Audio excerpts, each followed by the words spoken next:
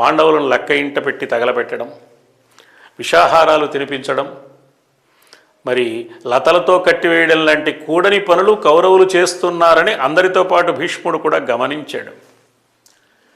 ఆ లెక్క ఇంట పెట్టి కాల్చినప్పుడు విదురుడి సహకారంతో వాళ్ళు ఏకచక్రపురానికి చేరడం, క్షేమంగా అక్కడ బకాసుర సంహారం చేయడం, ద్రౌపదిపురంలో ద్రౌపది స్వయంవరానికి వెళ్ళడం, స్వయంవరంలో అర్జునుడు మత్స్యయంత్రాన్ని కొట్టి ద్రౌపదిని వివాహం చేసుకోవడం, అప్పుడు పాండవులు జీవించే ఉన్నారని లోకానికి తెలియడం జరిగిన తర్వాత ధృతరాష్ట్రుడు పాండవులని వెనక్కి పిలవక తప్పలేదు.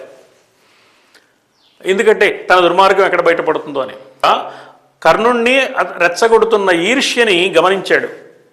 అర్జునుడి పట్ల ఈర్ష్యతో యుద్ధం చేస్తున్నాడు, కానీ యథార్థంగా తన విద్యను ప్రకటించడానికి యుద్ధం చేయడం లేదు కర్ణుడు అని గమనించాడు కృపాచార్యుడు. అందువల్ల యుద్ధాన్ని మధ్యలో ఆపి నీ కులగోత్రాలు ఏమిటో చెప్పమన్నాడు. అప్పుడు దుర్యోధనుడు ఇతడు అర్జునుడితో సమానంగా క్షత్రియుడు కావడానికి అంగరాజ్యానికి పట్టాభిషేకం చేస్తున్నాను అని ప్రకటించాడు. అప్పుడు కూడా వంశానికి పెద్ద అయిన భీష్ముడు నువ్వెవరివయ్యా అంగరాజ్యాన్ని కర్ణుడికి ఇవ్వడానికి అనలేదు.